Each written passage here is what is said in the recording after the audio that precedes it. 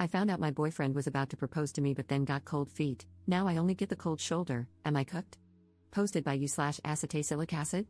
I, 26F, have been with my boyfriend John, 29M, for 5 years. We have a pretty awesome relationship, great communication, fun, easygoing, with good chemistry. We've always talked about getting married, and I had no doubts that we would be getting engaged very soon. Recently John's closest friend, and his girlfriend went on a trip to Vegas for several days. We had a great time, all 4 of us, and on our last night there, John told us he wanted to go to the Bellagio fountains to see them before we had to leave. Everyone was up for it. We went for a nice dinner beforehand and then began watching the fountains as the music came on.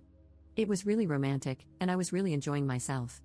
That's when John grabbed my wrist, turned me toward him, and I saw that he was sweating profusely. His face was bright red, and he looked like he was about to pass out from trembling so hard. The whole time, it seemed like he was about to say something, but he never did. He just informed all of us that he wasn't feeling well and wanted to go back to the hotel. Our friends looked really puzzled and whispered to each other all the way back to the hotel. I kept asking John if he was okay, and he just said he probably had too much to drink. We've been back for a couple of weeks, and he's been acting really distant and cold. I honestly knew something weird was up that night in Vegas, so I called John's friend's girlfriend, who I'm fairly close to, and asked if she knew what was going on with John, since he had been at their place a lot this past week instead of coming home. Eventually, she spilled the beans and told me he had planned to propose to me that night at the fountains but then didn't. That's why the 2 of them had been acting so confused. I kept pressing her, and she also told me that John had confided in his friend that it didn't feel right. She made me promise not to tell John that I knew because she didn't want anyone to be upset with her. I feel sick to my stomach. We live together, but he's been spending all his time at his friend's house or at his parents' place since we got back. He barely calls or responds to my texts anymore. I don't know what happened that night, but I feel like he's about to end things. I want to talk to him, but I don't know how to approach the issue.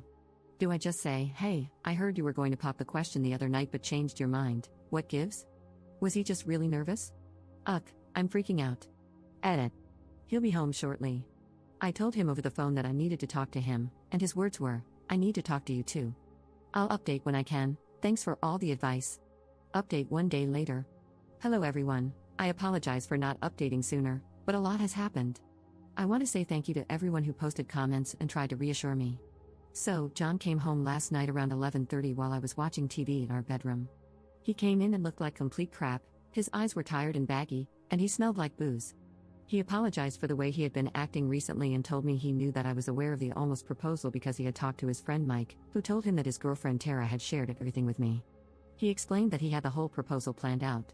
He was going to pop the question while Tara and Mike took pictures, and then we would return to a romantic, more expensive room in our hotel, which Mike and Tara ended up staying in that night to keep me from realizing John had planned to propose. They switched key cards while I was walking back. He then told me what I was afraid of, it just didn't feel right. I was looking at you, and it just wasn't what I wanted. Ouch. He explained that he had been nervous ever since he bought the ring, but thought those feelings would go away once he actually proposed. In the moment, though, he realized it wasn't what he wanted and felt it would be better not to ask me to marry him because he knew it wasn't what he wanted in the long run. At that point, I was in hysterics, knowing this was the end of our relationship.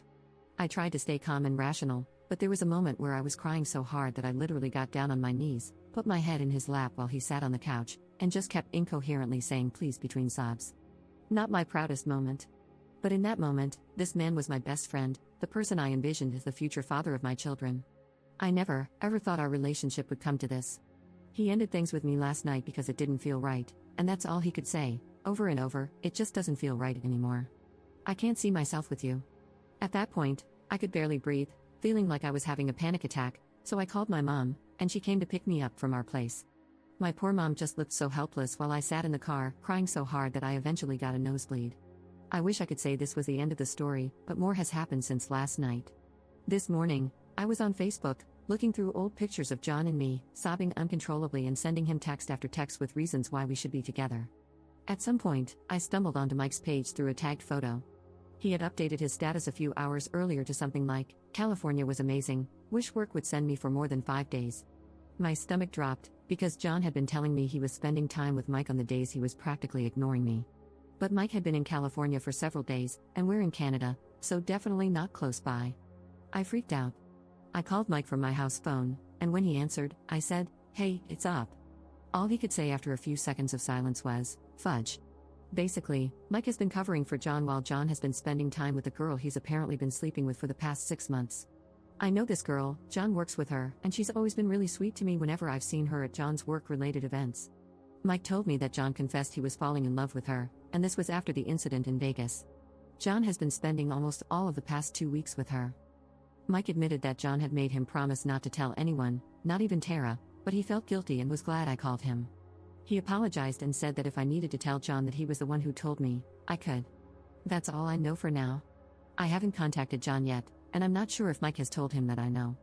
I honestly have no idea what I'm going to do. I've been throwing up all day. I took one of my mom's Ativans, which has helped calm me down a bit, but whenever I think about it, practically all that's on my mind, I feel disgusted, humiliated, and devastated. It really feels like my heart is breaking in two, and I have no control. I still need to get my stuff from our place. I need to find a new place to live. And then there's the dog. Who gets the dog? I love my dog. Everything feels so surreal. Edit. John called me a bunch of times while I was in a medication-induced depression coma. I woke up as he was calling again and ended up answering without really thinking about it. He was crying, apologizing. I guess Mike told him that I knew, and saying he was confused.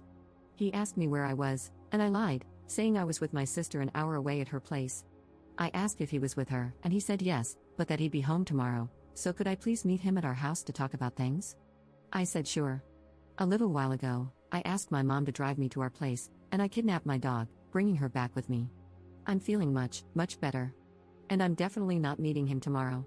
You guys, I didn't think it would help this much to ask for advice, but I've read every single comment, and honestly, I feel 1,000 times better than I did just a few hours ago. Thank you so much. I feel so different, it's weird, but in the best way.